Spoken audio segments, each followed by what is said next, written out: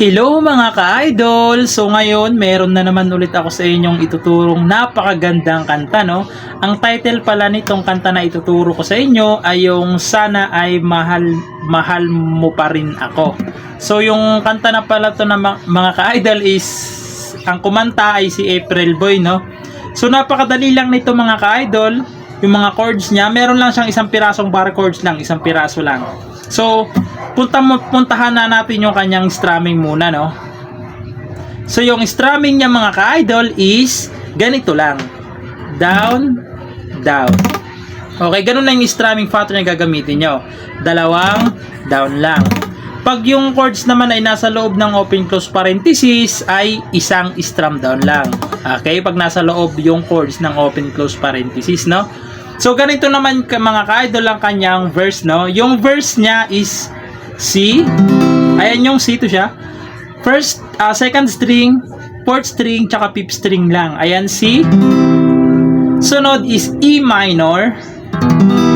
Ayan, E minor. Sunod is D minor. Yung D minor, ito siya, first string, third string, tsaka second string. D minor.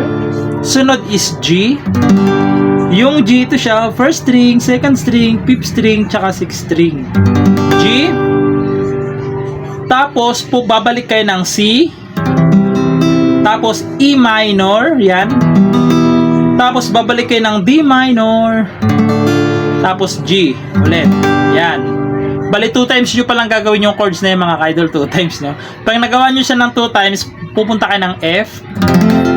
Yung F, ito siya, i-bar nyo siya sa first fret, tapos ipitin nyo dito is ito, third string, fifth string, tsaka fourth string lang. Ayan, F.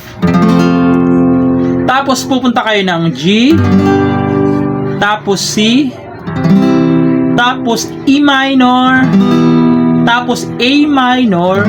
Yung A minor, ito siya, second string, fourth string, tsaka third string lang. A minor. Tapos pupunta kayo ng D minor ulit, tapos G, tapos C, tapos E minor, tapos D minor, tapos G. Pagpasensyaan nyo naman yung mga chords na yun mga ka-idol, no? Medyo mahaba, pero yung buong chords na yun mga ka-idol is hanggang matapos na yung kanyang kanta, no? So, hanggang matapos na, yun lang yung chords niya, no? Wala na siyang bali yung mag-iiba lang sa kanya yung kanyang adlib lang, no?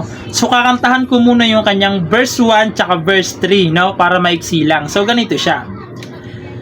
Kapag nakita ka, ako'y hiya.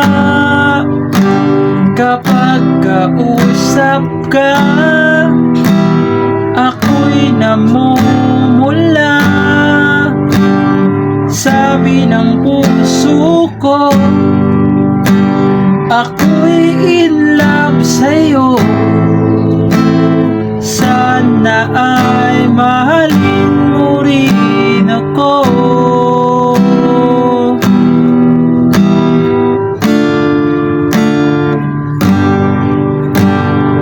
Tapos, kakantahan na rin natin yung verse 3 para mas maintindihan nyo. May verse 2 pa muna yung mga ka-idol, ha. Bali, verse 3 na lang yung kakantahin ko para mas maiksi lang, no? So, ganito siya. Kay sarap pala nang ibigin mo, para bang ulap ang nilalakaran ko. Simoy ng hangin na dumadampi sa buhok mo, nagsasabing mahal mo rin ako.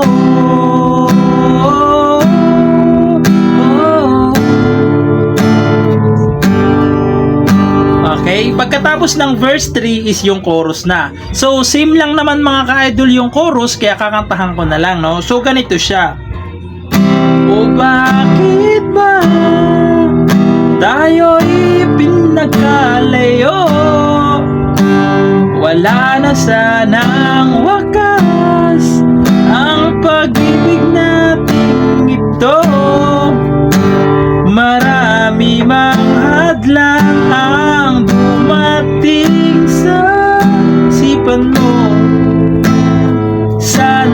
ay mahalin mo pa rin ako.